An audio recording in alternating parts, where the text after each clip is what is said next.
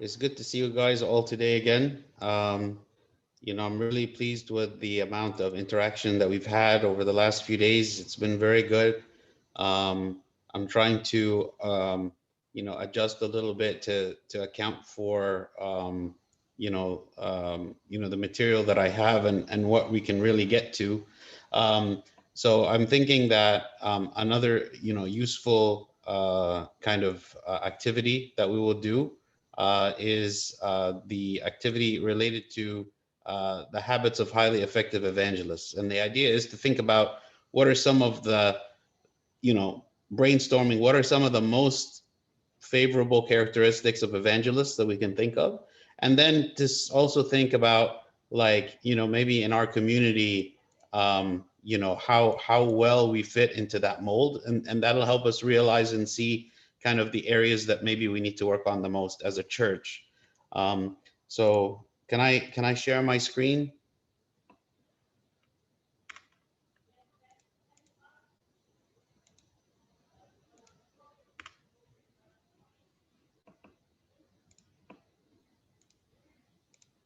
Yeah, I think. Great. Okay. Um, Yeah, go ahead, Abu.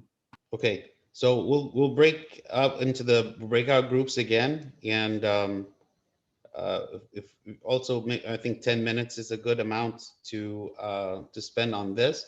If you could brainstorm what you think are 6 traits of effective evangelists, and then for each one you can rank them essentially, of how well we as the Coptic community, those traits are reflected in us. As in general, I mean, obviously not everyone's the same, but in general, like, of those 6 traits that you identified as being very important, how well do we do on that scale?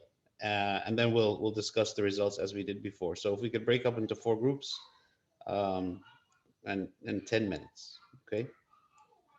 Thank you.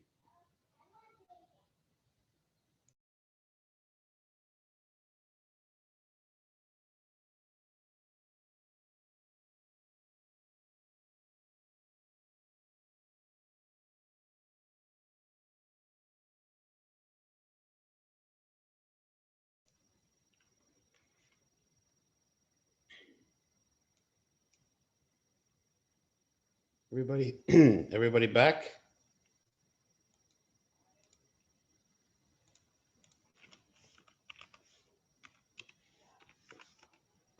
Can you hear me?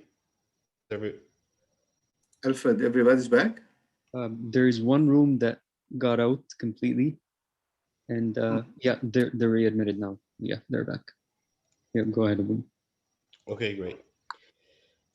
So Group One, let me know what you think. What do you think are the top 6 traits for effective evangelists?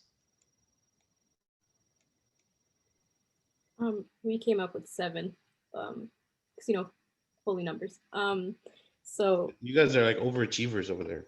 that's exactly what we said. They're all clapping in the background already for me. The first trait we came up with is empathetic, and we gave ourselves, the Coptic community, a 2. We feel like we can definitely do so much better going forward. Sorry, what was it that you said? Empathetic. Empathetic. Oh, okay, yeah.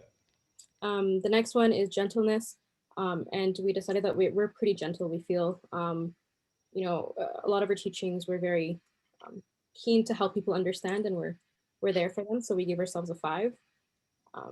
And then the next one we picked is respect. For that one as well, we gave a 5. The one after is social. And for that, we gave a 3 because the whole idea of somebody who's not necessarily very Egyptian looking walks into the church, we stare at them. For that, we lost points. And then after, we said they have to be knowledgeable, just to be able to answer questions if anything comes up. We gave ourselves a 3, but we felt that that was almost a hit and miss. It's not really a rate. It's just you're either knowledgeable or you're not. And then the last 2 is loving, courteous, and walk the talk. For loving and courteous, we gave ourselves a 2. I think we could do a lot better. And then for walk the talk, I think we gave ourselves a 5. Most of the times we often do as we try to teach. Okay, thank you. Who's next? You guys have to have at least eight characteristics to be able to one That's up. it. We do have 8 actually. Oh, wonderful. So I got you.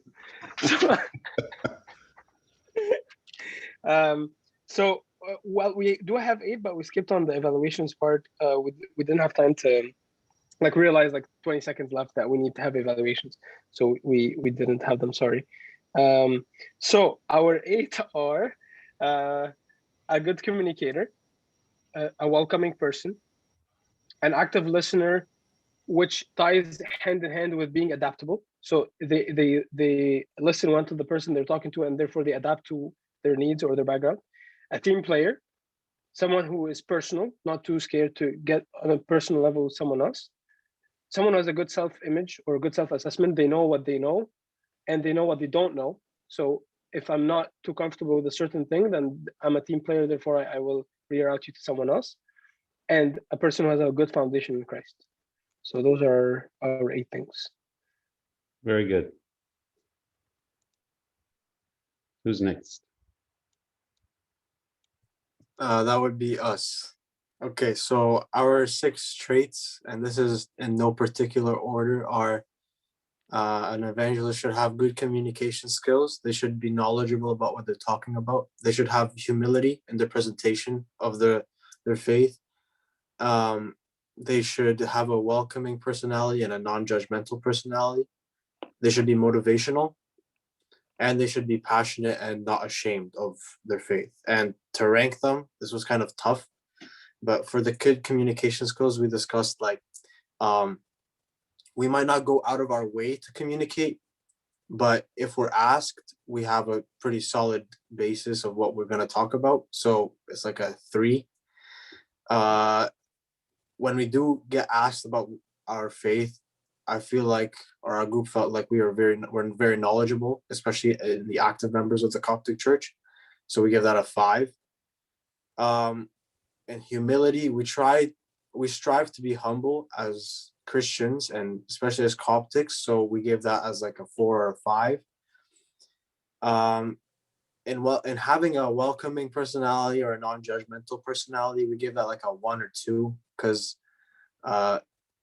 yeah, I'm sure all of us or most of us might know of a situation where like, I don't want to say this in an insulting way, but where something new happened or someone new came to the church and there were looks given, or maybe we had prejudice against that person. For the fact that we're motivational, we give that like a 4. And that when we know someone that doesn't really attend church, or like a lost sheep, for example, or maybe even the unbeliever, we usually motivate them to be more active in the church. It's like a low 4. And then the fact that we're passionate and not ashamed of our faith. Uncle brought up a good point about the fact that like the first generation Egyptians, because they were in Egypt and they came here, the idea of evangelizing is kind of a foreign idea, because in Egypt it was very difficult to do that. But here, it's more acceptable to do that. So we give that like a 4, but because of that history, it's hard to be higher than that at the moment. But that's what we're striving to do. Okay, thank you. Last group.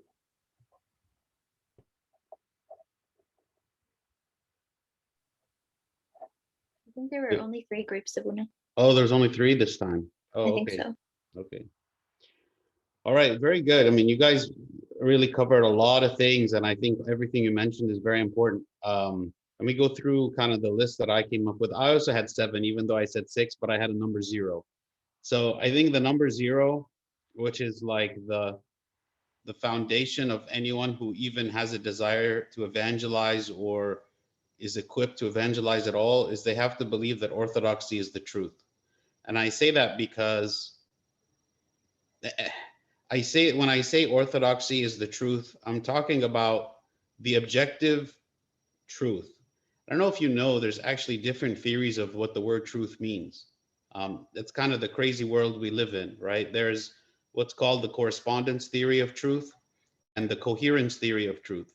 The correspondence theory of truth says what you would typically understand truth to mean, which is that what you declare to be true corresponds to reality. So if it's raining outside and I say that it's raining, then that's a true statement. And if it's not raining, then it's a false statement. Like the obvious, what you would expect truth to mean.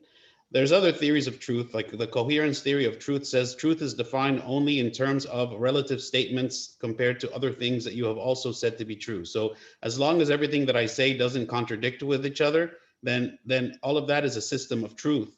Okay. When we speak about Christianity, we're talking about absolute truth. We're talking about that it is a correspondence to reality. When we say that we believe in God, we believe that there is actually a being who is God, who is Trinity. We believe that Jesus Christ was a real person and he lived in the real world. And everything that we declare to be true in orthodoxy is the truth, and it actually happened, and it actually is. So that would imply that anything else that is contradictory to those statements of truth are false, right? But we don't live in a world that likes to talk about false and true. What religion nowadays is not really about truth. Religion is about what makes you feel comfortable, what makes you feel good about yourself, what makes you feel like you have a purpose and meaning in your life. And it's not so much about truth of what corresponds to reality, but what it works for me, right? And that's why you can have a whole bunch of people that have different beliefs. And the moment you try to discuss things on the level of absolute truth, you get resistance.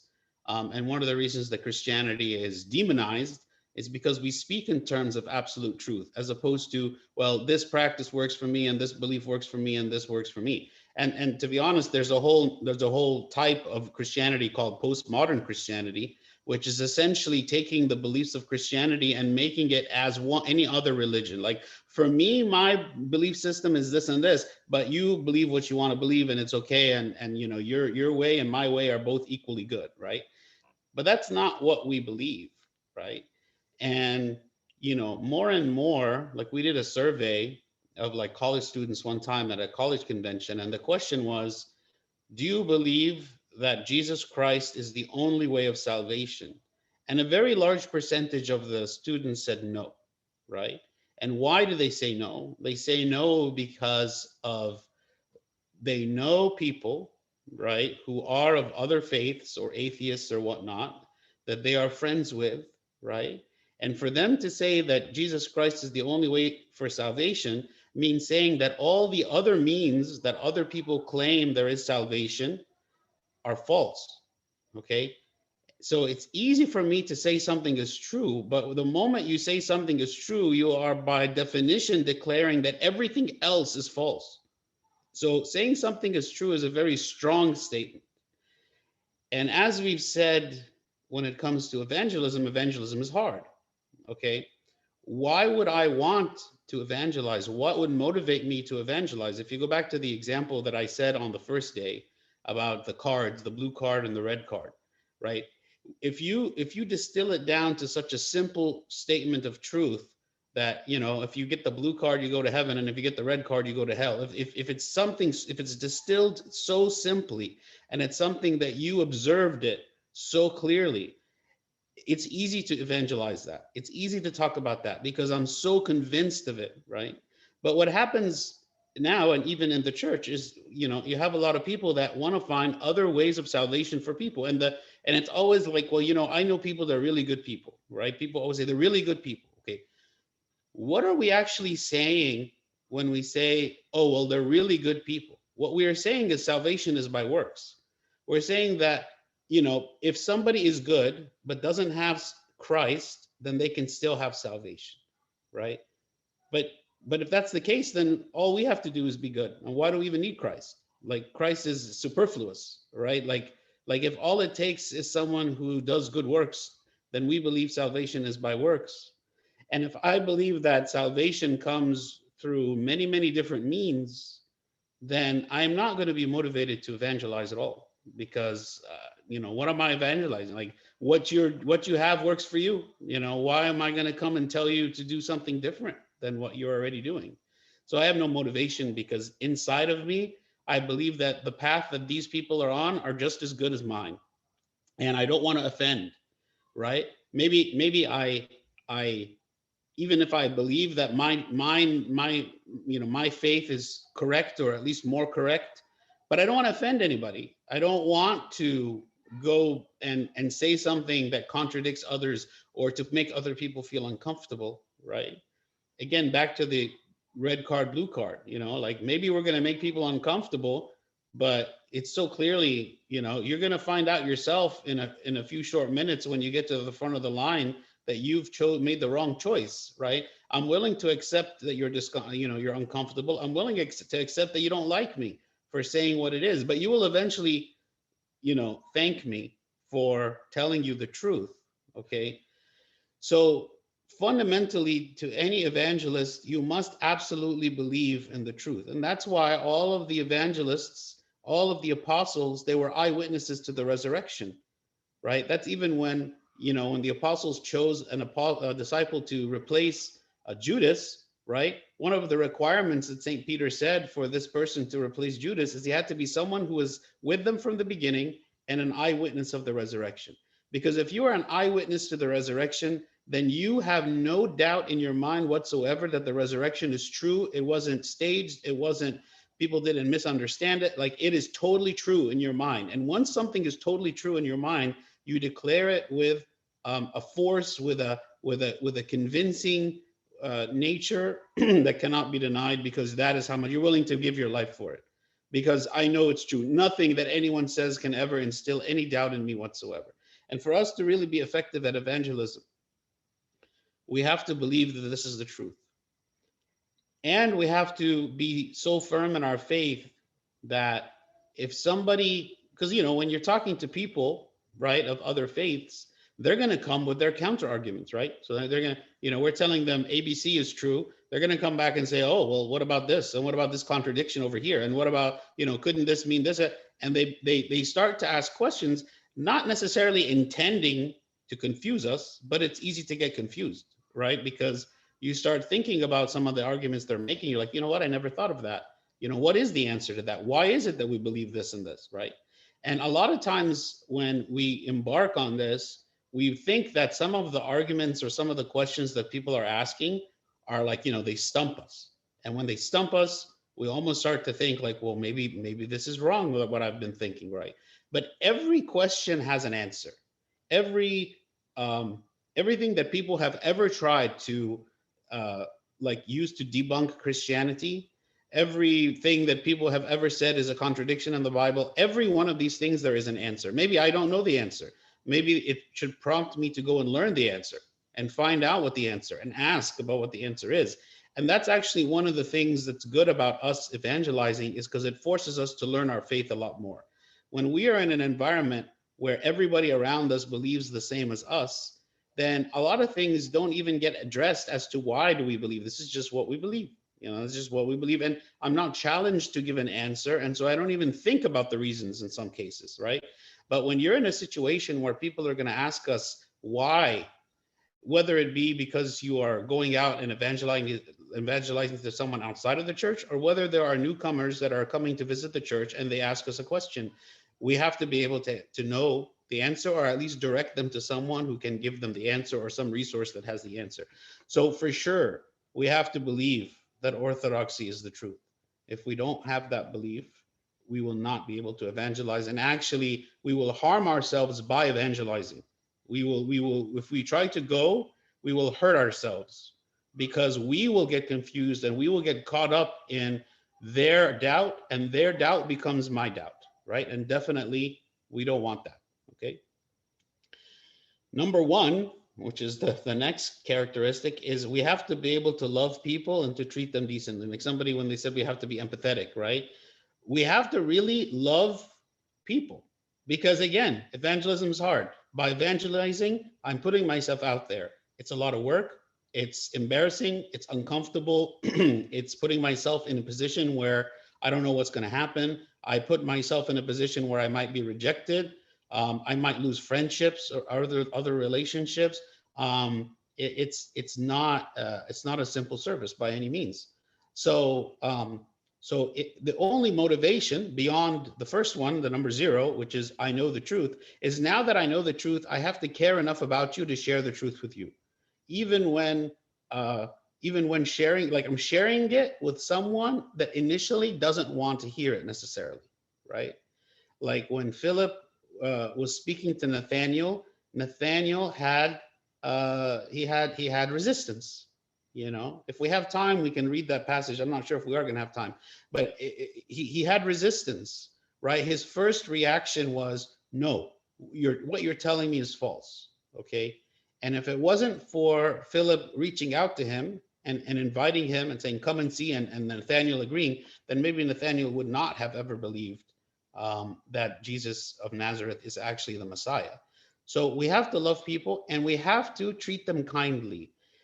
You know, we in the church, we have a strong desire to be reverent, very strong desire to be reverent. We care about reverence a lot in the Coptic church, which is a very good thing, right? That we are very reverent.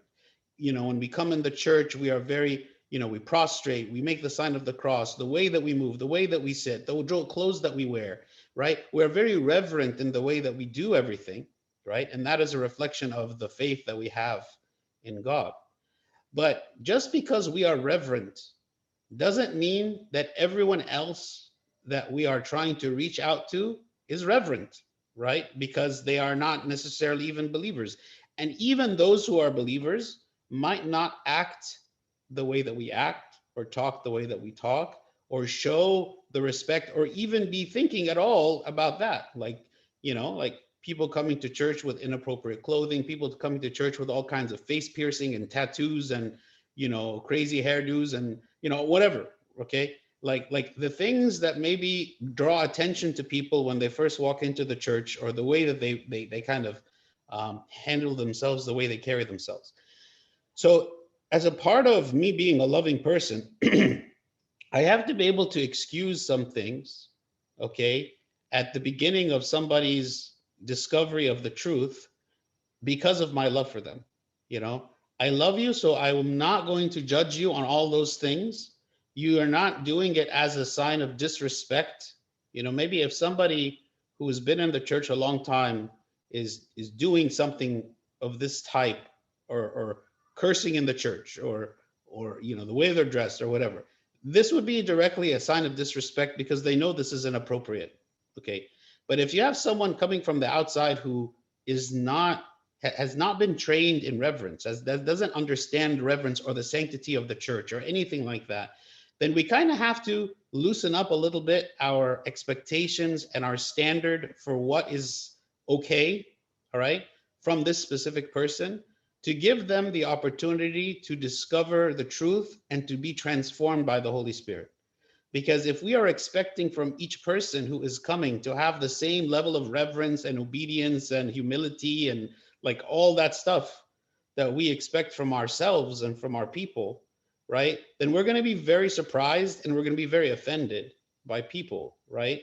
So part of this loving people that we are reaching out to is to understand, and like what we said yesterday when we talked about the apostles being sent out 2 by 2, is, you know, eat whatever is set before you. Okay, accept that the people you are dealing with are different than you.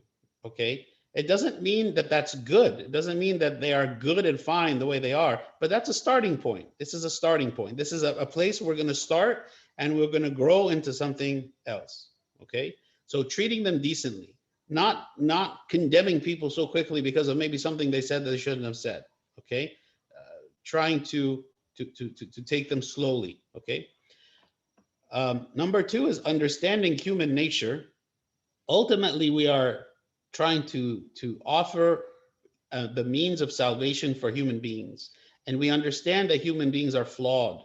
We understand that human beings, maybe they want to do something, but they are unable to follow through with it. Like St. Paul, when he says in Romans chapter 7, the things that I want to do, I do not do, and the things that I hate, that is what I practice, right?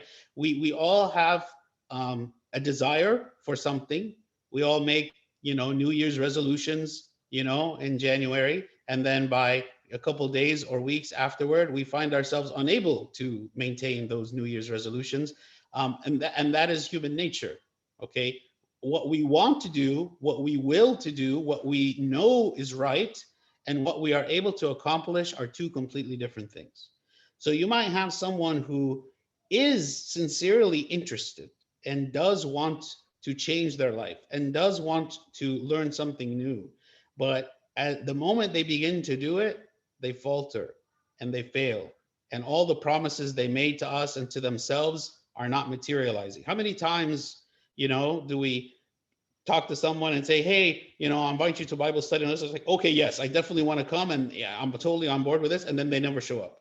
Well, why didn't you come? Oh, well, I was so busy with, my work and I had this and that. And and there's like a million things, right? And this is the case, not just for people at the beginning, but this is the case for people after even they're baptized. Like so many times what I see is the process of catechism.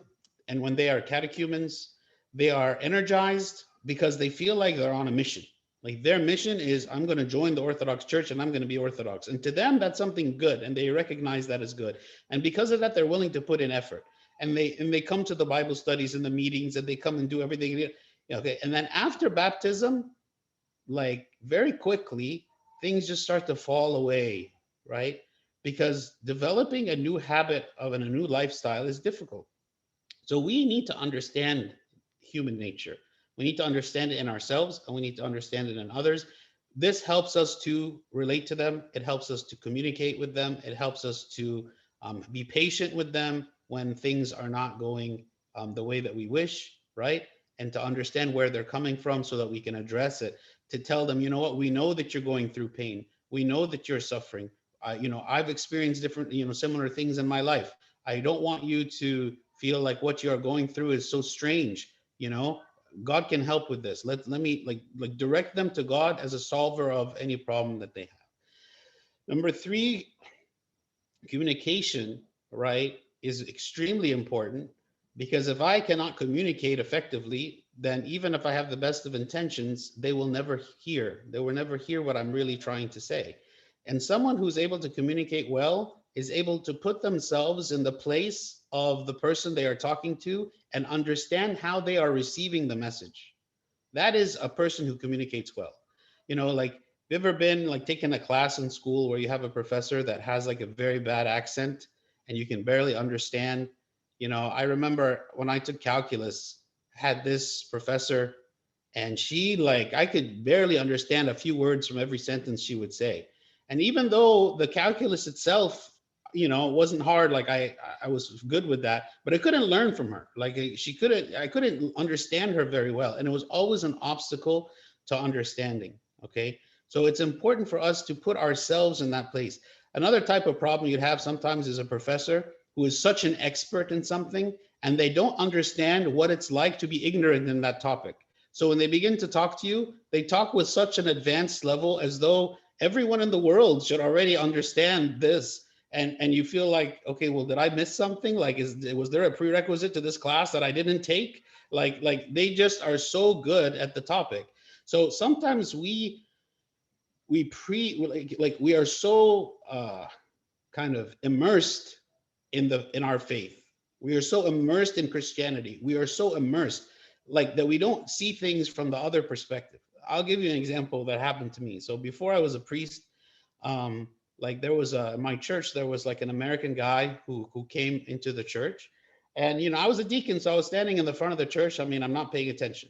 Somebody comes to me and says, "Hey, there's somebody who walked in the church. Why don't you go talk to them?" So I went down and I introduced myself and everything. And of course, it's in the middle of the liturgy, and there's all kinds of stuff happening that person has no clue about. So I asked him, would you like me to like explain some things? And he's like, yeah. So I stood there standing next to him. In my mind, I remember telling myself, okay, I have to be very careful to explain everything clearly and not like assume any prior knowledge or anything. So I was doing that, okay? And then at the end of the liturgy, I told them, okay, now it's time for communion. Okay, I'm going to go take communion and come back. You only Orthodox baptized in the church can take communion, so just stay here. I'm going to go take communion and come back. So we did that. And then at the end, there was a time to get the ologeia from Abuna at the end. So I told him, now we are going to go and get the holy bread. I didn't even use the word orban because I know he wasn't going to understand that. We're going to get the holy bread from Abuna and we're going to stand in line and go. So he's like, okay. So we go, we get the orban and everything. Then a couple of weeks later, he comes again. And so I see him. So I go stand next to him again. And then at the end of the liturgy, he's like, can I ask you something? I'm like, what? I'm like, do you guys believe in Buddha? I'm like, no. Where did you get that? We believe in Buddha. He said, last time you said we we're going to get the holy bread from Buddha. And I'm like, no. So even like, because I said Abuna, right? So something so simple like that, a word that is so common that we understand its meaning, we don't know how other people are going to hear that, understand it, and they might just misinterpret it. Like they're not going to say, hey, what does that word mean? No, they just misinterpret the whole thing and they just don't ask, and they get the wrong picture, right? So we need to put ourselves in that position. It's hard to do that, but as best as we can, we put ourselves in the position of someone who walks in completely, I've known nothing, okay? What do we need to offer this person, to tell this person so that they can grow in understanding and make them feel comfortable? It's a difficult thing. Patience, okay? Sometimes we have that feeling of, why don't you just get it now? Why don't you start? I've explained it to you so many times. Or, why is it taking you so long to accept this? Or we're giving an argument to someone and we feel like we've got all the points covered and we know exactly the right answers to give. And it seems like it's 100%, like, we completely answer the question and there's no way that anyone could ever doubt the answer. The answer is so clear, and yet people don't understand or they don't accept it. Waiting for someone to be ready to join the church, to accept the faith, to believe in God, all those things takes time. And it takes a lot of internal mental effort and energy on behalf of this person. Also, keep in mind that it's not the case that simply if we answer everyone's questions, now suddenly, because every question has an answer, now they're ready to come to the church, right? Like it's more than just, hey, let me answer your questions.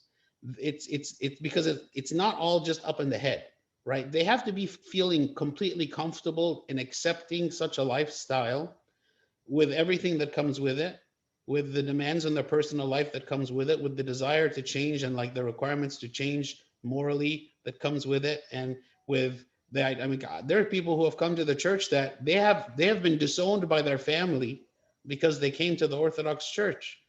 People who either they are non-Christians, Muslims in some cases, or people who just maybe from other Christian denominations, and their families are completely against the idea of them coming to the Orthodox Church, and oftentimes they think that we're crazy fanatics, right? So they said, the fact that they come to us, they've had like serious breaks in relationships in their life in order to come. So it's for a lot of people, it's a very big deal. Like coming to the church, it's not such a simple thing.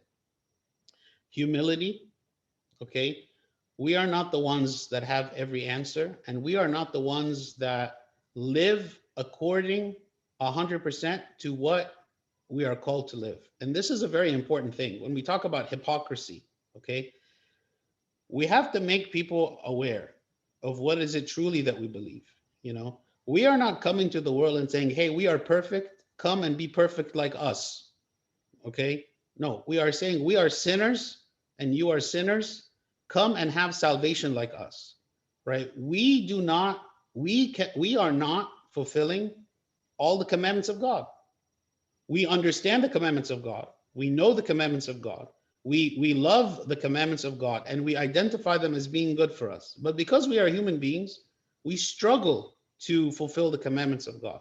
We are not holy, righteous people, and all of you are wicked people. No, we are all suffering from sin and temptation, and but the difference is that we have salvation. Like Christ has forgiven us, right? And continues to forgive us for the sins that we have. This is a spirit of humility. I'm not coming to a person saying, I have all the answers and I'm perfect and wonderful and you are just nothing. No, like we that is not the case. Christ, again, he came and he found that the harlots and the thieves and the tax collectors were more righteous than the Pharisees, right? So we are not putting on that air of righteousness and holiness. We are striving for holiness and we are striving for obedience, but that doesn't mean that we're there. It doesn't mean that we've attained it, right? And we're all struggling together to attain. The last point is joy. Because if I truly am living according to the Christian faith, if I truly believe that my Savior has conquered death and that I will live eternally in eternal joy with him, then I should be just a happy person. You know, I should be a very joyful person because I realize that nothing that's happening in this world matters to me. You know, it doesn't matter what happens to me in this world. This world is nothing, right? If I truly have internalized, right, the fact that of what Christ has done for me and the strength of my faith in him and my attachment to heaven and not to earth, if all those things are real in me, the things that we preach about, the things that we say are true, if those things are real in me, then I will be a very joyful person. And that's one thing I think that as a church as a whole, we really suffer with.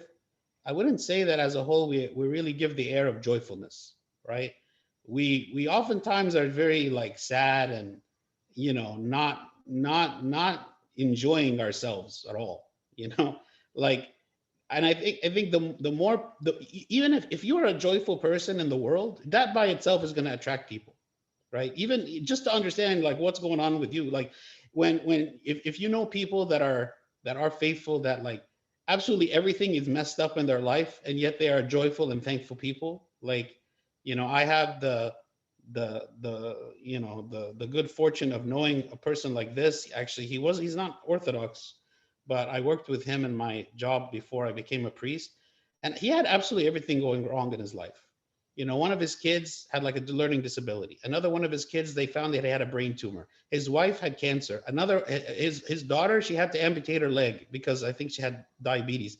Like so many bad things were happening to him in his life, in his family and all that. But he was maybe out of everyone in the company that I knew, he had the best attitude out of anyone. And he was always so energetic and he was ready to serve and he wanted to help everybody and was always thankful. Like that spirit is attractive. And he was very, very like, he was friends with everybody.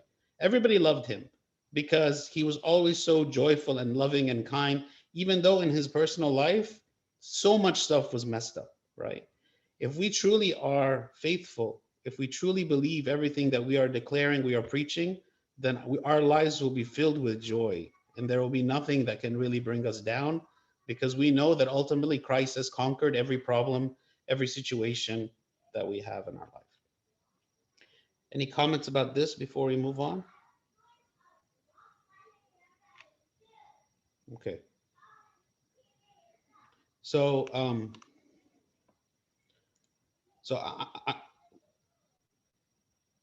I'm going to speak about this topic here, and then depending on how long it takes for us to get through it, this might be the last thing we talk about because it's kind of a long part. And if not, then we can maybe have time for something else. So, I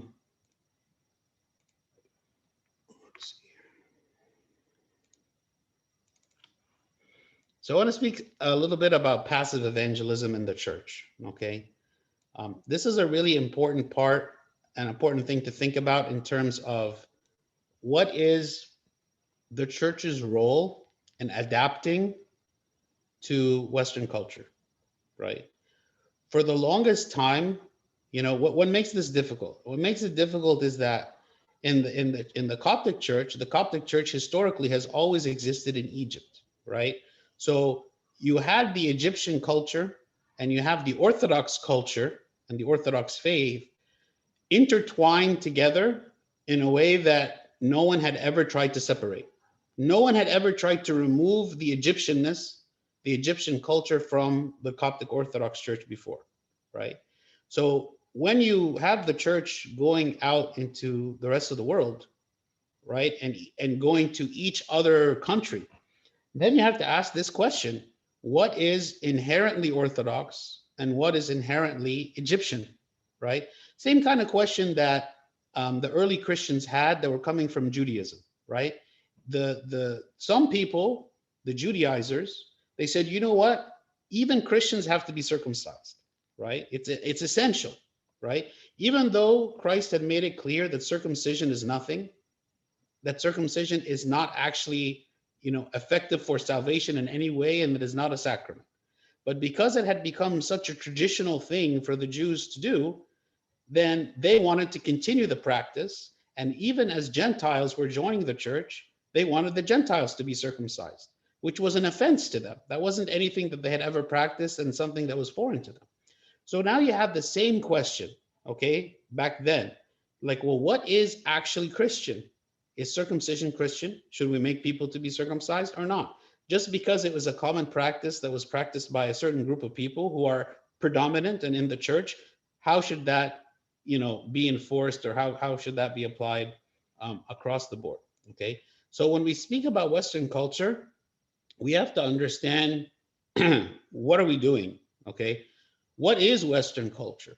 What does it mean to be Western? What does it mean to be American or Canadian? What does it mean to have that? Because the moment we can define that, the moment we can see, okay, for each of these maybe characteristics, we can see how the church adapts to or addresses that point. Okay. In some cases, the church can adapt to to emphasize that, to be appealing to someone.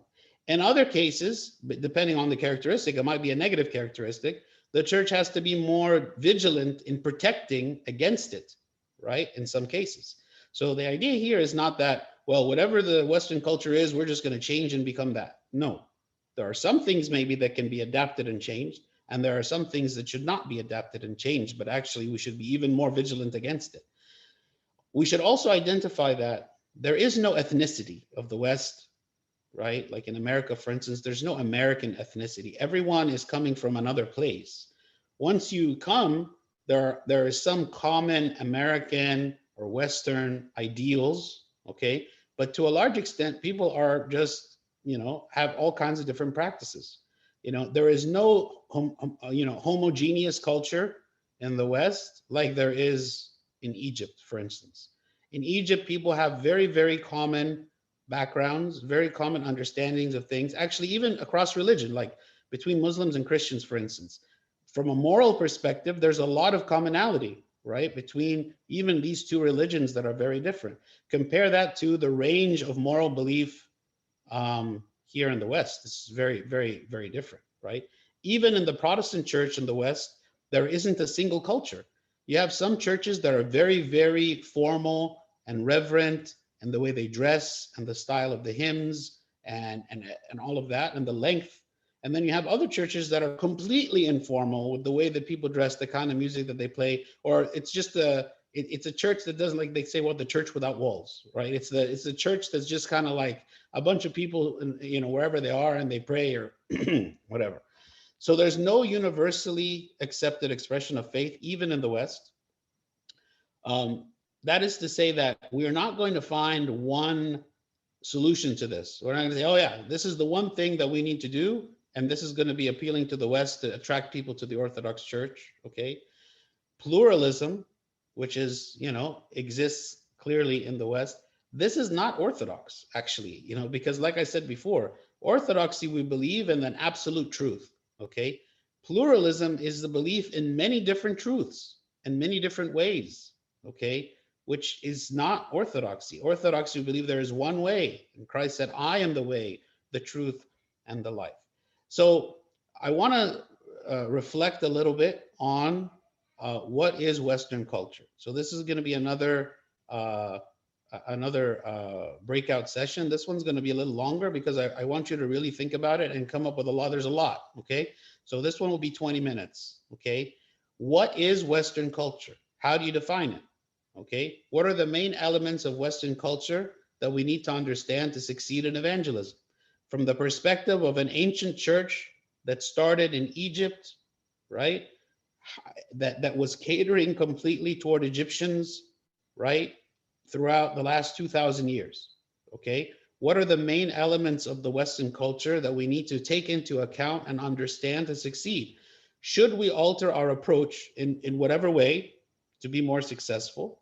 And if so, in what way should we alter it, okay? And how will Western culture reshape the church, if it will reshape it at all? So there's an aspect here of positive things that, you know, we need to take into account. There's an aspect of negative things, of things that we need to be careful, you know, not to fall into, okay?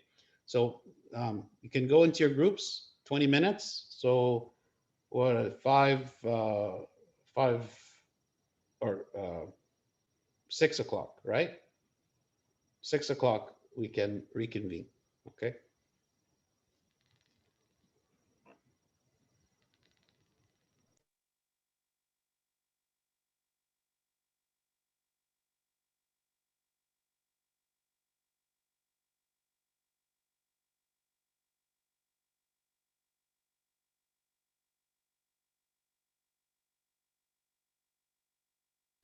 The groups aren't showing up as an option for me to go in one.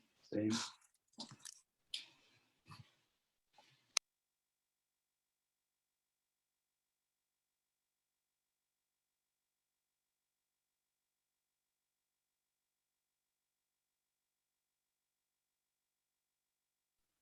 Thanks, Nicholas, for writing it out.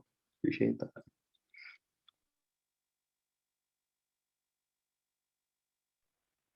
My pleasure.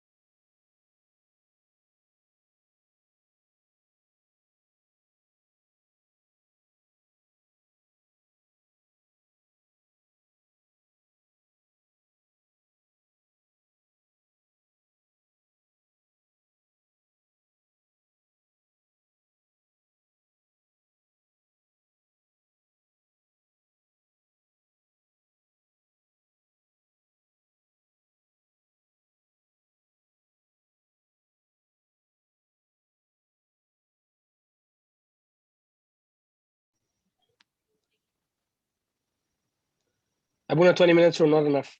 We're not long enough? Oh yeah. No, it's such a Yeah, big this is a hard question. question, right? Big questions. Yeah. Yeah, Yeah. please. Alfred had to cut us off. It's okay. Yeah, so what do we have? Group one.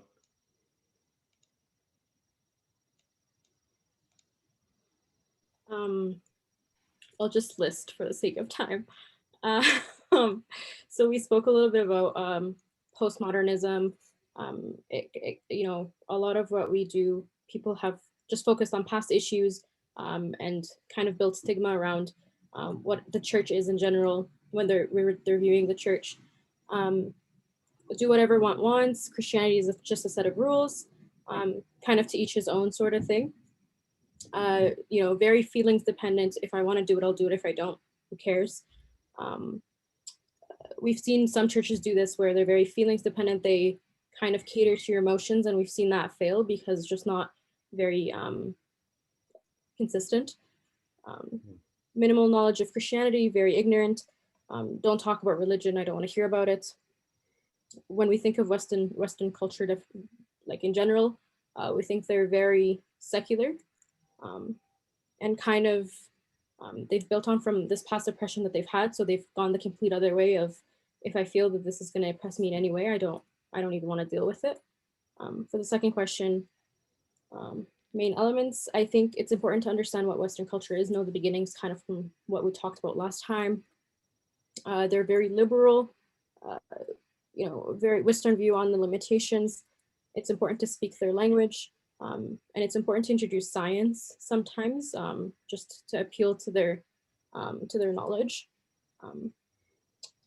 It's important to know that it's a process. It's important to have patience and to show effort, and to have them show some effort as well. They're very low context compared to Egypt. We shouldn't push, we shouldn't be forceful. I think that that'll do more harm than good. And for question 3, we were kind of iffy at first. Should we alter our approach? Our instinct was to say no, but realistically, it should be a yes. Something has to change for evangelism to become more known. And we kind of addressed the lowercase t versus bigger case t tradition. You can change lowercase. It's not as important to change it often. This is just things that we've made, kind of what we talked about previously, but you know, uppercase t, the holy traditions that we keep are important to keep, and we can build off of those things. For in what way? We said, honestly, anything outside of the holy t or the big case t is we can change. And it's important to adjust goals. It's important to know what's actually important, what's not important. Sometimes we place some importance on things that you know, should be in the peripheral. They shouldn't be the focus. And it's know the basics. I think sometimes we jump too deep when we don't know our beginnings. And I think when we're introducing people, when we're changing things, we need to know where we're starting. Know what makes us different as Copts, or specifically Coptic Orthodox, what makes us Orthodox, what makes us different from all the different denominations. And then for 5, will it reshape? We're okay with reshaping lowercase t. I think for us, it was holy tradition versus normal tradition that we've been doing.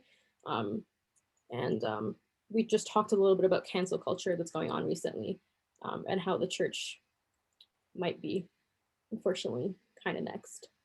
I think that's all we talked about. Thank you. Very good. Number 2. Do you guys want me to take it? That's nice. Okay.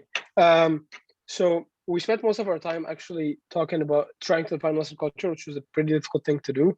We weren't sure geographically what to include. Is it North America? Is it like the Big West, like starting from Europe? Like, when did it start? Like, did it start with Aristotle? Did it start with Greece? Like, so it was very difficult to put our hand on a start to define. We agreed that we have a bias towards the current North American culture because that's what we know. But we tried to trace it back. It was more towards Aristotle, who started the whole thing with empiricism, which is observation leads to ideas. So, which is a lot of the scientific method where we observe something and therefore we draw conclusions. And it seems like this has great influence on the Western culture. And then there was the Christian Christendom, which was a huge factor in reshaping the Western culture, and everything was built on Christian values and principles. And we see that till today, even if people don't attribute it to Christianity, there's a lot of charity, a lot of love, a lot of respect. But this image has been distorted over time and almost taken out of the picture completely, that this has to do anything with Christianity, and what's left of Christianity is a bad image. There's a lot of focus on the value of the individual and individualism, maybe higher placed up than the community, the value of the community in the East. When individualism goes wrong, which it goes wrong quite often, there's a lot of hedonism, a lot of focus on pleasures and gratification for the self. But it also has a lot of good, which is it's merit based. If you do well, if you're certified, if you're a leader, then you can then you take a big role, you have a big responsibility, even if you're young. It's not, there's no, the social hierarchy is not as rigid as in the East. There's a lot of pluralism, a lot of relativism. Everything is good, to each his own. There's a lot of emphasis on freedom. There's obviously huge capitalism in North America, huge value on hard work, and it's a very fast-paced society. So as you see, we took most of our time trying to define and come up with what the culture is. Based on that, we said that to alter our approach, we need to focus on the good things in the culture as an in, just like St. Paul went and said, you guys are doing great. I see you're very religious. Let me tell you about Christ. So we need to use our in with the value of the individual, the hard work, the freedom. All these things are amazing, and they can be the start of us talking about Christianity. Maybe not more like the ecumenical councils and stuff like that. Focus more on the good things and go from there. And also see the big problems that exist in the West, like the super fast-paced society, and show them that the faith will solve these problems. In Christ, you are more balanced. The last thing we talked about is how it will reshape our church. So probably it will become more systematic, it will have more structure, more documentation for everything, which we're starting to see already. It will push our church to be more inclusive, which it hasn't been in so long because we've been only in Egypt for 2,000 years. Will be less culturally Coptic or Egyptian, and our ties with the motherland might not be as strong as they used to be when they first came out of Egypt. And finally, there's this fear of less mysticism, because it's so rational in the West that we might lose out on the miracles and the high spirituality. So we got to be very careful with that. That's all we talked about. Very good. Thank you. Group 3. So I think that's us. So the first thing, what is Western culture? So we talked about how part of it is that Western culture there's a lack of culture, and people want to not identify with a specific background and be like everyone else and kind of go with the crowd. And then like with that, having the freedom to do whatever they want, like Western culture takes pride in, I can do what I want, no one can tell me what to do. That seems to be a big theme. And then another part of it is that Western culture, like people are, there's a lot of norms in our culture, in the Western culture. Like we said, like people are like a consumeristic society. There's things that we have in common and things that are normal, even if they seem abnormal to like certain unique cultures, it's normalized in Western culture. So those are like different sides of it. For the second question, what do we want to understand more? So we talked about, since everything is sort of subjective in Western culture and there's no specific rules or boundaries, everything is okay, and that attitude of right and wrong depends how you feel and like where you come from, and it could be right for you and not right for me, and like having that be the theme. We want to make sure to understand that and make sure that when we talk about Christianity and talk about Orthodox Christianity, we don't want to make them feel like they're now giving up their freedom. What else we say? And be prepared to explain how, like we talked about, we have an absolute truth. And so since we don't want to make them feel like they're giving up their freedom, we still want to be clear that there is a right and wrong, and we believe in the absolute truth. The approach, so we talked about modernizing our resources, having, for example, more resources that have like different levels that people can access from different levels of society. For youth, maybe like having things on social media, or having internet resources that are more modernized and easy to use, better marketing, and we want to highlight the benefits and have like a positive attitude in talking about it. In what way? I guess that kind of answered it, but part of it also, we want to talk about different aspects of education, but also target their personal needs. I don't know why I'm not bad at public speaking, but now I'm getting nervous. Talking about things like they want to talk about first, their personal needs, and then maybe talking about religion. And then finally, how will Western culture reshape the church, if at all? We said it is like having an impact, but the dogma will never change, like some of you said. But it could change the manner of how we deal with things and being more welcoming, being more accessible, having things more technologically advanced, etc. That's it. Very good. All of you guys touched on a lot of different points. And I think just the process of, thinking about it brings a lot of ideas to mind and a lot of interesting points. So you guys did a really good job. I put together, of course, I had a lot more time. Well, there is a fourth group. Oh, there's a fourth group this time. Okay. Group number 4. I'll be quick, don't worry. No, that's okay. Take your time. Sure. Okay. So to discuss what Western culture is, it's kind of a broad idea, but the first things that were brought to our minds were that it's the modern culture, and like since the beginning of time, the Western culture is the culture that the rest of the world is trying to achieve. It's also a postmodern culture, and all the other groups touched on this idea. It's the idea that everyone has an opinion, everyone is right about their own opinion. Their opinion is established based on their experiences that they had in their own lives, and the pluralism that you discussed, Muna. And the idea of what reality is subjective to everyone. There's no absolute truth.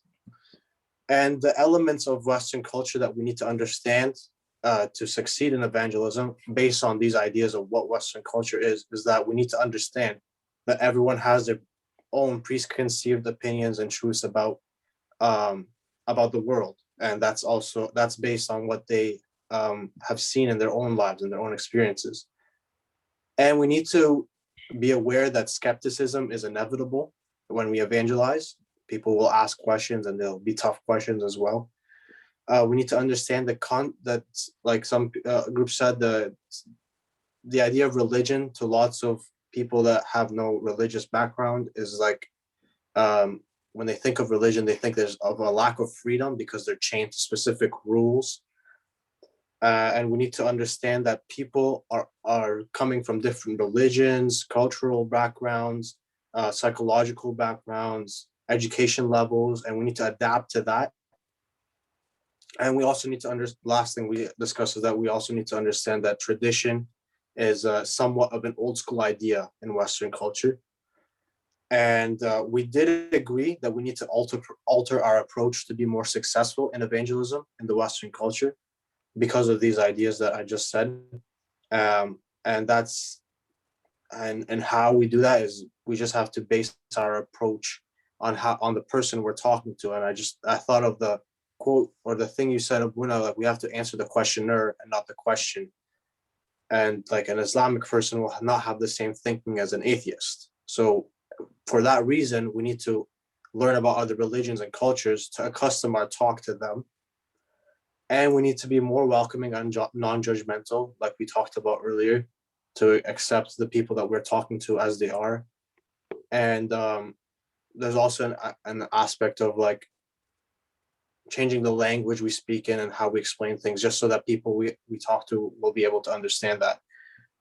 And we did say that the Western culture has already reshaped the church in lots of ways, and we didn't really say how it will. We like explained how it already did.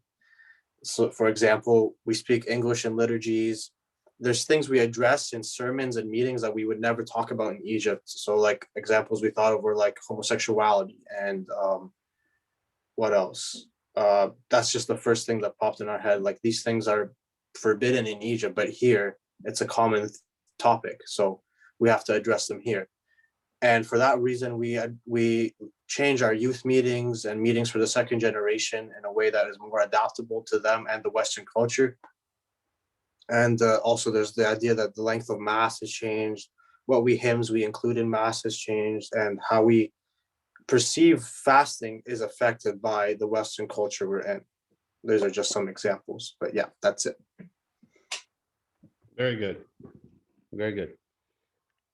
Okay, I put together some points, and of course I had longer to think about this, but there's a lot of points. So I know we don't have a lot of time, but I just want to go through this briefly, just to kind of give a flavor and a sense of some of the things that I had in my mind, like, and I think everything you guys said is 100% true. Like, I think we have to go through this process of thinking through these things, because if we really want to be systematic and successful in evangelism, we have to do it with a rationale, like with a plan, instead of it being kind of haphazard. Everybody's doing their own thing for different reasons. It's important to kind of think through, like, what exactly is our stance about things and what we want to pursue and what we don't want to pursue. The first one has to do with relationships and marriage. Like, in the West, like, relationships are considered to be like a vital and necessary, even from the youngest of ages, like in middle school or elementary school, where kids, it's like we're promoting for them that they should be in romantic relationships and that it is a good thing to be, and the way you feel in them and so on. And that's one thing that we need to address in the church, is understanding of what is the proper role for relationships and marriage. Marriage is intended to be for the rest of your life. It's not intended to be just until you feel like it. So it's definitely something that is affecting our people, the influence in the West, and the idea that divorce is something that has become so easy and so simple. Like, okay, we have problems in our relationship, we'll get a divorce. I'm not saying that there's no situations in which the divorce is necessary, but I think that it's much more common than it needs to be, and almost like the go-to thing, like whenever we have conflict. Like, God wants us to learn to love one another and to sacrifice for one another, even in the face of a lot of things that maybe I'm being mistreated in some way. It's actually one of the ways that we learn about God's love for us, is learning to love in the context of marriage. And so the idea that, like, marriage in the West has kind of almost become a joke. Like, it's kind of become just a contract, a piece of paper that you sign and you can unsign anytime you want. So the idea to preserve the sanctity of Orthodox marriage and not in any way associate it with the kind of civil marriage that we find in our society, that these have nothing to do with one another. These are completely different things. I think is important to emphasize. Abuse of various kinds, right? Like, there's a lot of abuse, whether it be physical or sexual or emotional abuse, of people that grow up like with this. And I think one thing the church, to a large extent, has not really been equipped for, is to deal with it. In terms of having like professional counseling services, I think there needs to be more training for different servants this is their service, and to actually have like counseling programs in the churches for people that have experienced all kinds of things. Like I said, when Christ said the apostles 2 by 2, he first told them to heal the sick, and this is part of the sickness.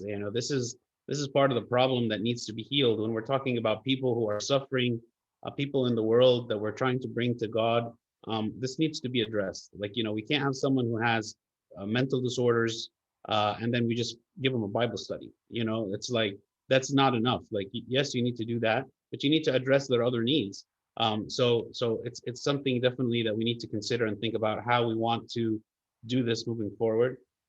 The idea of sexuality, of course, right now there's so much confusion with sexuality of how many genders there are, and what are all their names, and every time we add more things as to what is sexuality, both in terms of gender identification and sexual orientation. It is completely like mankind has completely taken this and essentially made it their own. Like I choose for myself what I am, and I choose for myself who I love, and that's it. But we know that's not the way that God made it to be. So how is it that we communicate in a loving way the truth to people who have been indoctrinated into a philosophy that is completely against God's plan? And it's definitely more and more becoming an issue, to the point where, I mean, I can kind of foresee at some point that the church will be labeled a hate group, because we are saying that marriage is only between a man and a woman, and we are saying that like you are created a man or a woman, and so more and more the world's philosophy is that is considered a hateful statement. So we have to know what is our plan to deal with this. I mean, I could seriously see some serious persecution in the church in the future related to this point. I mean, right, to a large extent now it's been more like individual, but it's going to continue to get worse as the kind of the deviation from God's plan continues in society, and more people become indoctrinated in this idea. Some of you also mentioned the hyper-rational mindset. This is one group of people, completely 100% materialistic and rational. Everything has to be thought through and understood completely. Show me the proof, like everything is show me the proof. Whereas even among these people live their lives not only through empirical evidence, but they live by faith in so many ways. You live by faith that you're going to get into your car and make it to work, without getting into an accident. You're not trying to prove to yourself that the car is safe. You trust that the car is safe. You trust other people have done their job. When you get on a plane, you trust that the person in the cockpit is actually a pilot certified to fly the plane. When you're in the plane, you trust that the plane is going where it's supposed to be going. There's so many things that we do by faith, right? And just, it's a good enough. It's not 100%. And oftentimes when people come to us as Christians, say, well, I'll believe you if you show me 100% hard evidence. There is none. And there's a lot of things that you do that don't have 100% hard evidence, and you do them anyway, right? So this is one thing, is like, how do we, it's like a balance. It's like, on the one hand, we have to be able to answer a lot of the questions that people come with when it comes to, I want proof and I want evidence. And on the other hand, we also have to convince them that it's not necessary to have 100% hard evidence in a lot of things, okay? Tolerance and postmodernism, you also mentioned that. Postmodernism ideas that there is no truth, everybody believes what they want to believe, whatever feels good to me is what I do, even among Christian circles as well. Tolerance of everything that is ungodly, essentially. It's a tolerance of everything that is against God, and it is an exaltation of man, right? But when it comes to the things of God, there is complete intolerance. There is no tolerance whatsoever. And this is something, again, that is kind of maybe in some sense, the opposite of the hyper-rational. The hyper-rational is focusing completely on what is seen and what is empirical and what can be studied, whereas the postmodern is more about, no, I believe in things that cannot be seen, but I'm the one who defines what is true. I'm the one who defines what is spiritual to me. Because you have people who are spiritual, they're not Christian, but they're spiritual according to their own understanding and according to what makes them feel fulfilled and satisfied. You also have the mystical and the spiritual that are more of self-directed spirituality, like people who are not subjecting themselves to a system, or subjecting themselves to an authority, or subjecting themselves to something that is placing requirements on them, but they are directing themselves, right? And you have a lot of times people who are coming to the church from even like the Protestant church, where they're not used to that. They're not used to the idea of having a father of confession. They're not used to the idea of there being someone who is imposing on them certain restrictions and guidelines and rules in order for them to follow, or directing them in some decisions that they should be making in their life, and so on. So the idea of addressing spirituality from a church-centered, Christian church-centered approach, as opposed to individually self-directed spirituality, where people kind of do as they feel necessary, and there's no limits or bounds really. It's just kind of whatever works for me. You guys also mentioned individualism as opposed to collectivism. That in the West we exalt the idea of the self-made man or the self-made woman, the one who is to succeed on their own, the one who did it without any help, the one who had everything against them and they were still able to succeed. We like turn these people into heroes, Whereas the church is not about the individual; it's about the body of Christ. It's about the whole together, the salvation of the whole, as opposed to just the salvation of the individual, and that we serve one another and we put each other's interests above our own interests. This is not a typical characteristic or something typical that you'll find in the world, and definitely something that um, in the East, it's much more common for there to be collectivism. People continue to live with their families, their parents, even into their 30s and 40s, as a very common thing. And they feel like still a strong connection to their natural family. Whereas here, people want to leave the house, the moment they can, like when they're 18, and they want to feel like I'm out on my own, I have freedom to do what I want, and so on. So that's definitely a change in order to make people feel like that the whole is like we are one, we are united as one. It's not just each person is going to do what as they like to do, but that we are operating together. Democracy is another very important one. People believe that the voices of the many is what should prevail. So the more people you have that believe something, then that makes that good and right and true and should be implemented and executed. But that's not how it is in the church.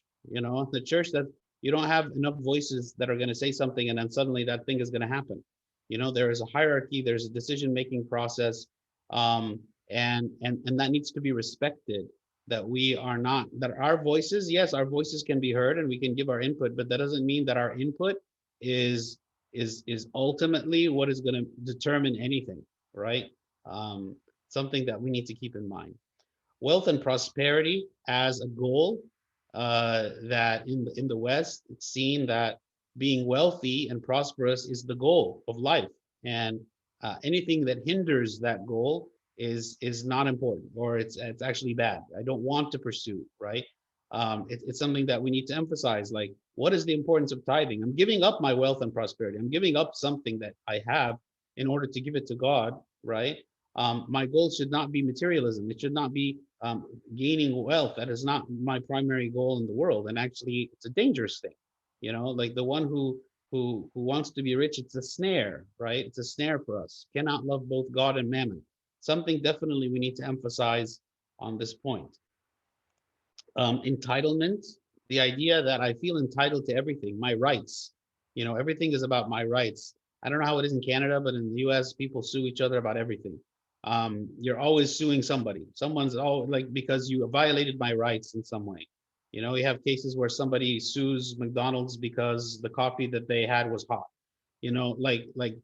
Everything, I feel like I'm entitled to something, and if I don't get what I want, someone is to blame, and they must pay the price for whatever it is that I didn't receive as I should have, because I am the center. It's very self-centered, right? I am the center. I have certain rights. If I don't receive what I deserve, then someone must pay the price, and I must be compensated for it. And we see this very much in our youth, growing up. And how do we combat this and address it? Because this is very much the culture of where we live.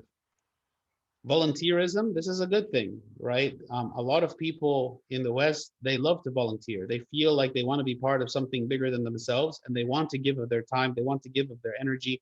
And so this is a good thing, something we need to capitalize on. When you have someone who is a newcomer to the church, one of the ways to make them feel wanted and accepted and engaged is to give them some kind of a service. And a lot of times, because they're new, there's really not a lot of services in the church that are spiritual services that they can really participate in at the beginning, but there's other things that they can do to volunteer, right? And they can do community service as well. So it's important to get those people kind of engaged with those services as early as possible, so that they can feel accepted and kind of engaged with the church. Language, of course, you guys also mentioned, and it's a very important thing. We have to be able to speak the language of the people. The people understand what it is that we are saying, and how, and they're praying with us, and that we are praying all in one voice, and they feel belonging to the church based on the language, right? So it's something that it's something definitely that needs to be emphasized, right? And even in churches where it's not 100% in the native language, but it should be predominantly in the native language so that people can feel like they're able to participate. Organization is extremely important. Organization from things starting on time and ending on time, and the way that people flow from one place to place, and the organization of different meetings and structures in the church, and using technology. I think some of you also mentioned the idea of kind of being more up to date in technology and using the tools that are available. This is very important because this is what people expect in everywhere.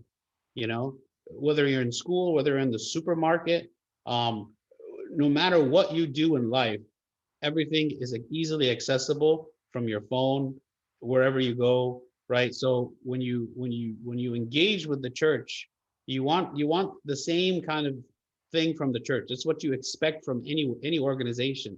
The church should be up to date. Also, say, like, for instance, the website of the church. How many times I go to church websites and I see, like, on there some announcements, like weekly announcements, and it's like 4 years old. Like it gives you a sense that these people, they don't really care about communicating with the world. They don't really care about communicating with me. They're just kind of like, we throw something up here. It's not organized. There's no organization to it. And I'm not trying to criticize. I'm just trying to say it's something we need to really pay attention to as being something important. It's not a side thing. It's not like a optional thing. It's a core thing that we as a church should be doing. The other thing when it comes to the website is you can tell when there's a church that the website is designed to reach the world versus the website is designed just to reach its own people. If the website is designed to reach the general public, it's presented in a certain way where it's introducing you to the church and what is orthodoxy and who are we, and make things kind of in an easily accessible way. Whereas if you have a website that's just designed for the church people, you're already assuming that everyone going to the website, the only people who are ever going to want to go to this website are people that already know us, already know what we're doing, and we're just posting things that's only really understandable for them. And that goes to the attitude, right? Like, am I expecting and am I looking for other people beyond my church congregation to be engaged with us in some way and to learn about us and to come to my website? This is also part of organization. Media, very, very important. And actually, the amount of media addiction that there is now is staggering. So you can look at this from two ways. One is, how do you detoxify people from the media? Because so much of the wealth and the riches in the church is found in reading, on going deep into something. You can learn some basic things from a sermon or from a lecture, from a Sunday school class. But if you really want to, like, go deep into understanding, like, a lot of the things in the church, you have to read. And if you have media addiction, you probably have very short attention span, and it's very hard to read, right? It's something that we have to emphasize and teach from a young age, that the idea of reading is very important. At the same time, because we know that media is, a very good way of teaching and accessible to people, we should do a lot better job in, like, for instance, making short little documentaries, like, make a little documentary that's like a 5-minute documentary about a topic. And we build these up and they're all accessible by the whole church. So, like, when you have someone, let's say you're talking to them and they ask you a difficult question about the Trinity, or they ask you, something that is not easy to give an answer for. Either you don't know the answer or it's just a difficult answer to express to them. What you could do is, hey, read this 300-page book, or you could say, here's a link to a video, 5-minute video that explains it, right? And if we have these for the whole church to use in English, I mean, at least in the West here in English, then you have a great resource, right?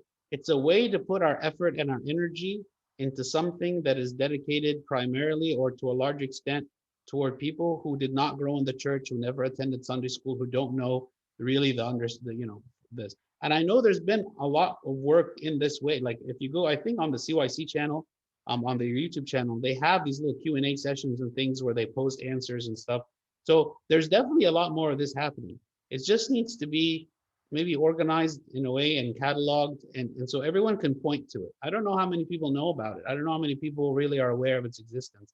but it could be like an official resource and say, hey, here's what we have. These are going to answer your questions.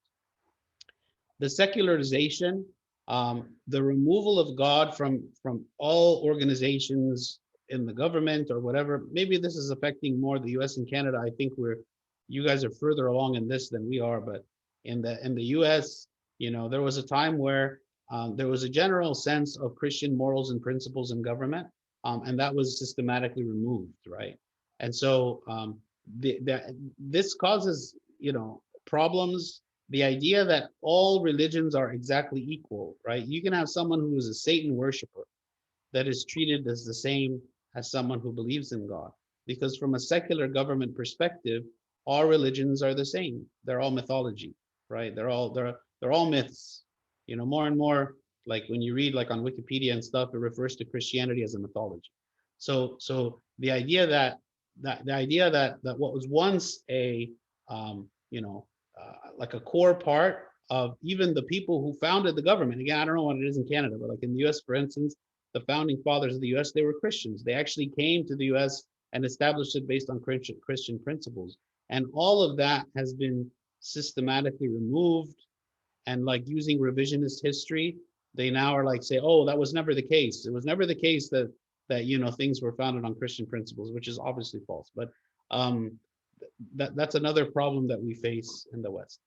Transparency is another very important one. People trust you when you are upfront and open with them, and you tell them everything as it is, even the bad news. When you hide the bad news, people will inherently lose trust in you. So one thing that happens in the church is, let's say there's some kind of scandal or some kind of problem that happens. Instinctively, on the one hand, we want to protect the people who are involved in this, to cover them, right? That's what Christ calls us for. He says, you know, to cover the sins of another. But at the same time, whenever we don't communicate well details about things that have happened in the church, it makes people lose faith or believe that we are hiding something. Okay, so there's a balance here.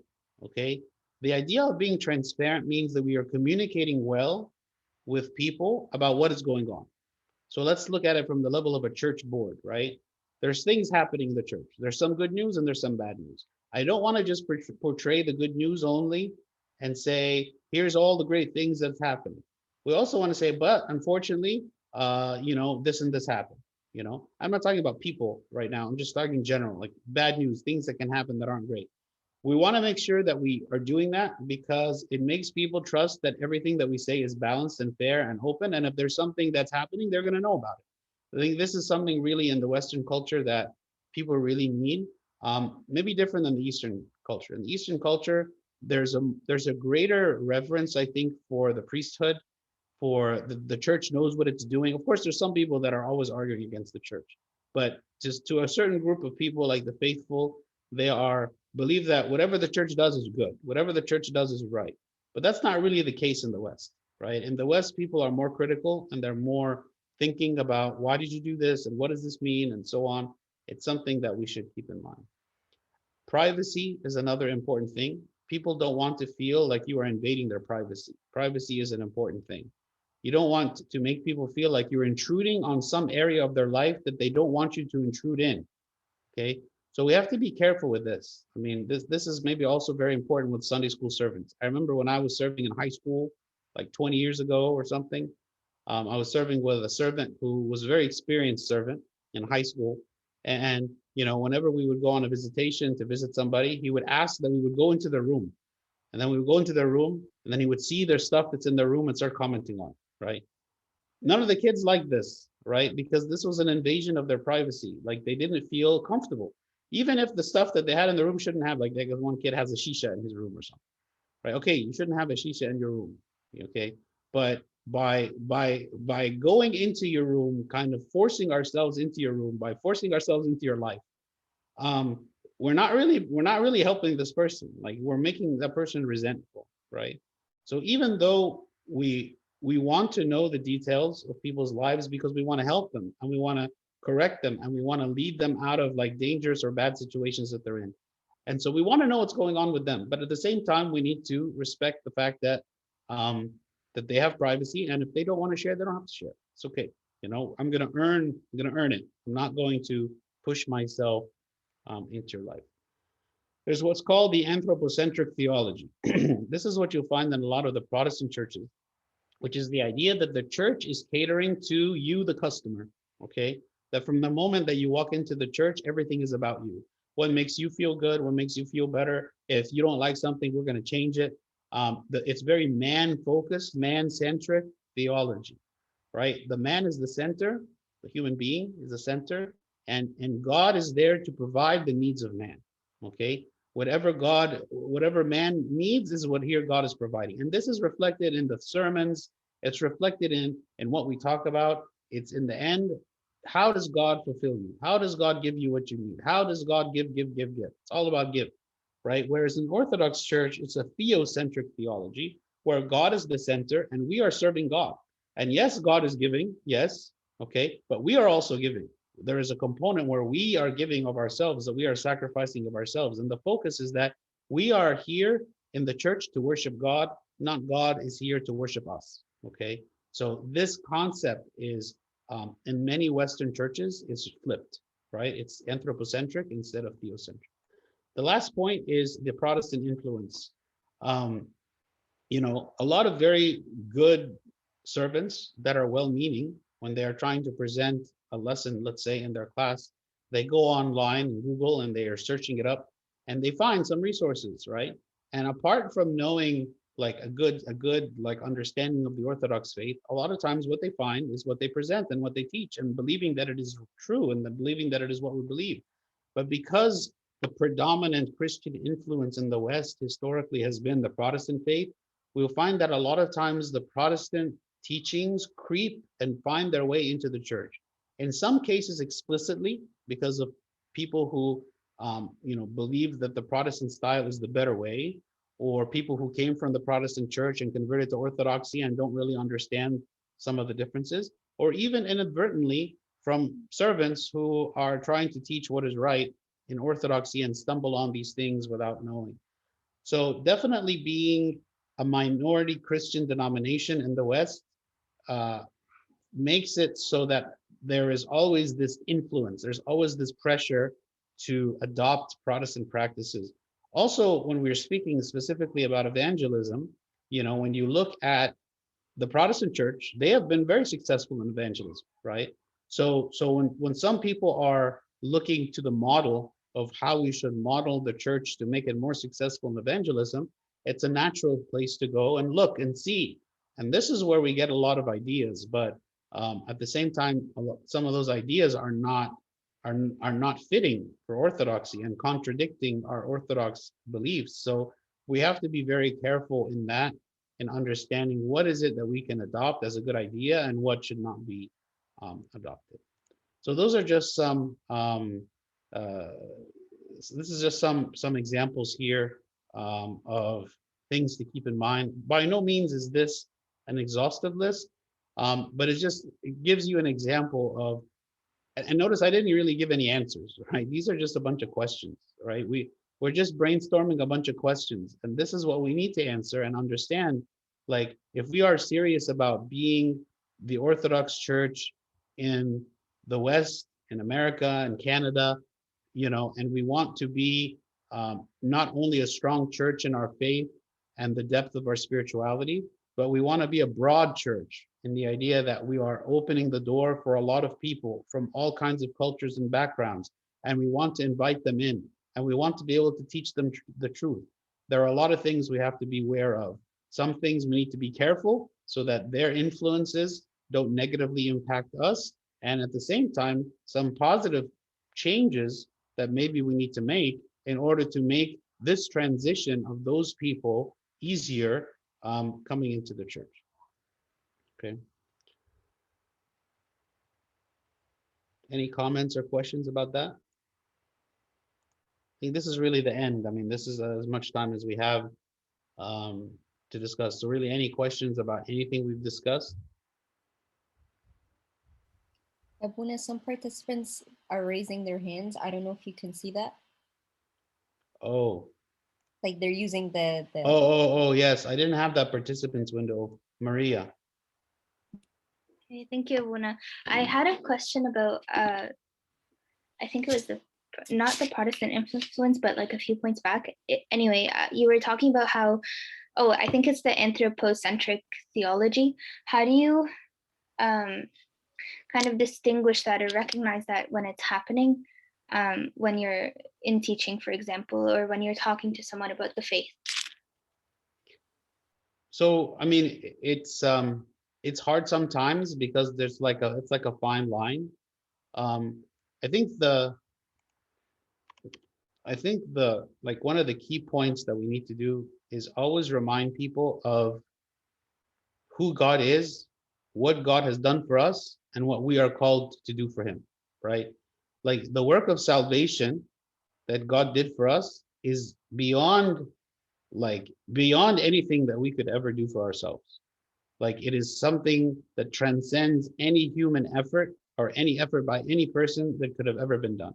So our focus is on God's glory. Our focus is on the greatness of God. Our focus is on all the things that God has done out of his love for us. Okay. The idea that God blesses us and gives us good things, yes, he does.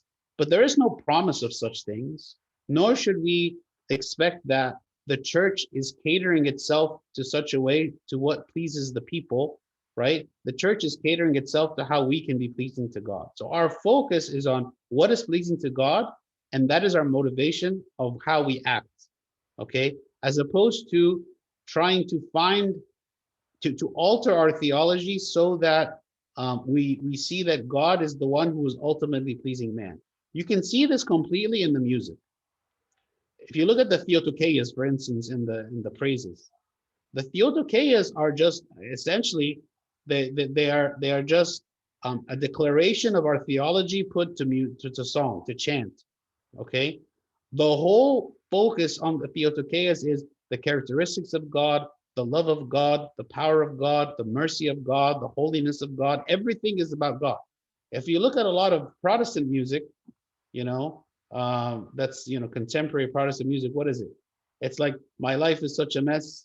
I'm always so upset, but God comes and he helps me with my stuff and does it. Like it always starts with the person, okay? And our daily problems, our daily issues, and how God fixes them and how God helps it, which I'm not trying to say is wrong, okay? Because yes, we talk about how God fills us with his peace and that when we are going through difficult situations, he helps us. Yes, all of that is true, but it's such an unbalanced, it's such like an unbalanced view that all we're talking about is how God meets my needs. And I don't focus at all on what I'm called to do to live a life with God, which includes self-sacrifice and self-denial and, you know, all those things. So I think it's like you really have to cater it toward each individual and see like where they are coming from. But the idea of coming to the liturgy and praying the liturgy and being sanctified by God, I think it should be a big focus. We are here to worship God. We are to offer to God what is ours, right? Out of our love for him. Okay, thank you. Actually, I have a follow-up question, if you don't mind, Abuna. Sure. So how do you kind of on the same line of thinking, it's very difficult, at least for me, to explain to someone or to say like we like worship God or we bow down to God. It's very different to the ear and kind of awkward to say. So what do you do about that? When you say we tell people that we worship like God? Yeah, so back to that theocentric theology of like our focus is God and to worship him and to bow down to him and all of these things, like these are very real things that we do in our church. And how do you do that to someone who is from a Western culture who to them that is weird? Well, I kind of find it weird when I say it, to be honest, to someone who's from outside the church. So you're talking about if someone is like an atheist or someone who is Protestant or both? I guess both. More, I guess from a North American culture where like bowing down or worshiping or all You're of talking that, about like the physical prostration. Is that what and you? the meaning behind it. I'm Ah, not sure if okay. I'm conveying my question properly, but yeah. So you're asking the Orthodox practice of physically bowing down and prostrating on the ground and making matanyas and these things, Yes. how we explain that to somebody outside the Orthodox Church. Yes, and those things are a manifestation of our understanding of God, or our role in worshiping God and bowing down to Him, and all of like that theocentric theology. Those are the manifestations of that, and it's very different than what people outside the church think of when they think of church, or when they think of church. Yeah, okay. No, that's a good question. So I'm gonna answer it this way. God does not care if we bow down to Him, okay, physically, because God is not impressed by us physically touching the ground. What pleases God is the humility of the heart, okay? So if you have someone who is completely humble in heart, completely humble in heart, it doesn't matter whether they're standing or sitting or whatever, okay? Because God judges the heart. Because you can have someone who is extremely proud, right? Extremely stubborn, extremely disobedient, extremely self-willed, that gets on the ground, okay? So the posture, okay, of bowing is intended to humble us and express that we are surrendering our will to God, that we are identifying that God is greater than us, that we are seeing that God is deserving of all, of our full, attention, of our full obedience, of our full respect, of our full reverence, that we are giving all of that to God. So the posture is intended to help convey that and to help create that, because when we bow down to the ground, right, it makes us feel humble, right? And maybe for some people they will refuse because of the feeling of pride inside. So because we are, as human beings, we are both body and spirit. So the way we hold ourselves, the way we carry ourselves, the physical posture, it means something, right? It makes us feel a different way depending on how we are holding ourselves. But the goal of this and the way what God sees in it is not the actual physical posture. He sees the heart, right? Are we actually humble before God or not? So I think the answer is that the prostration is something that we do to help us humble ourselves before God and demonstrate our humility before God. Thank you.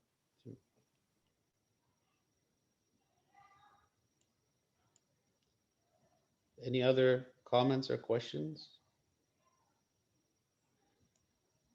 So I want to say that I'm really impressed with all of you, and I can understand why this group is called the Orthodox Pillars of Faith. And I really feel like you guys are going to be great leaders in the church, and I'm very happy that you guys are going to be the ones that are like carrying the church on your shoulders. So I feel really blessed to have participated in this, and it was great to meet all of you. I wish we could see each other in person, but I know that can't happen now. But God bless all of you, and thank you again for having me with you. Thank you, Luna. Thank you, Abuna, a lot. You made a great difference for us, actually. And we are like you, Abuna. We so proud of for them. We believe in those youth. They will take the church for another level, I believe. This is what we believe in. That's why we are working hard for that service. We need to thank Abuna, thank everybody